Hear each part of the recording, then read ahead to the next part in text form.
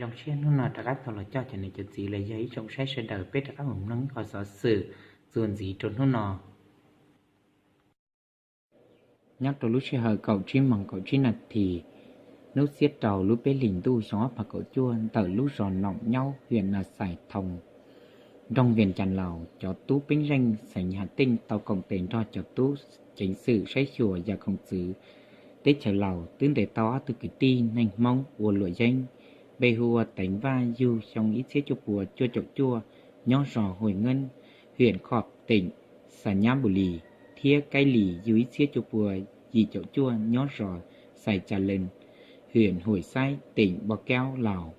sở ta tỏ sủa chế lo thâu trầu bùa xiên rỉa danh nành thía bế châu đẩy danh đỡ tua mùa mùa nhót trầu xa tế chở nhá la trở lì tra sở sự là tàu tra tờ nhót trầu nú xía xa lúc bế lìn tu xong ốp bà cổ chua cho tú chính sự lầu thía ba pơ tú bánh danh sảnh hà tinh chân rỉa tàu cho lan lụa danh nhót trầu tờ ó tu do trầu bùa xiên rỉa danh nành thía bế châu đẩy danh đỡ rồi ý lú chế lo Fortuner ta chỉ nói cho nó chữ là giờ ta tỏ chân thiệt một chuyện gì trâu là tận tê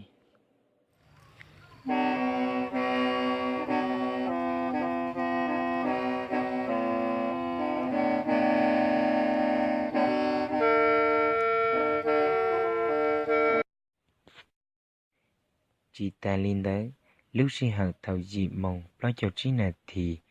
nếu xếp lâu lúc bé liền đu xong óp phá cậu chua cho tu bên rình kia tê tính hà tinh rồi trọng lo của cho tu chính sự tê trời nhớ là tương để tàu ý tu chí nành hù của thầu can danh và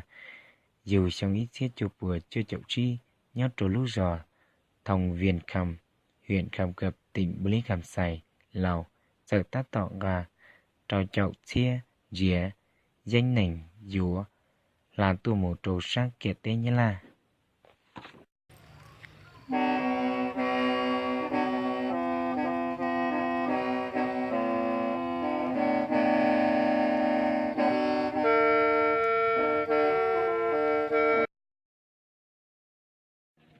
nhân tổ tàu lũ suy hở cầu bê mỏng nước xếp lâu lũ bê lĩnh tu xong ốc và cầu chua cho tu bánh rinh cửa khẩu lồng sập sân là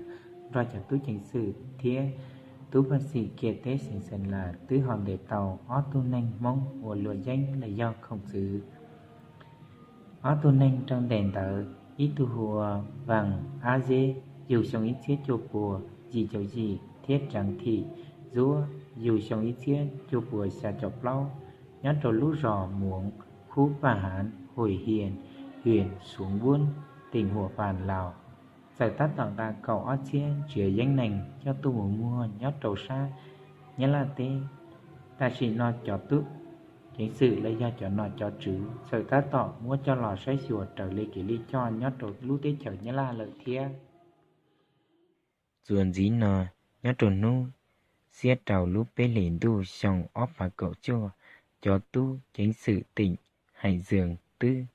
tàu hải tạo tiền để tàu ý tu chí nanh Trần Văn Đức, Bế Châu Trí Chồng, Nho Phường Đức Chính, thị xã Đông Triều, Quảng Ninh. Tàu ua phê trâu ý tôn xài, mua cậu trầu chồng, Nho trầu lúc phường, Hoàn Tân. Lợi thia, xa sự nhất trong nước nọ, chủ là sao lý nọ sư, thảo ở trong tàu ý trọng niệm trọng gì sẽ đời, lấy ra tía trọng sách số lệnh số tù.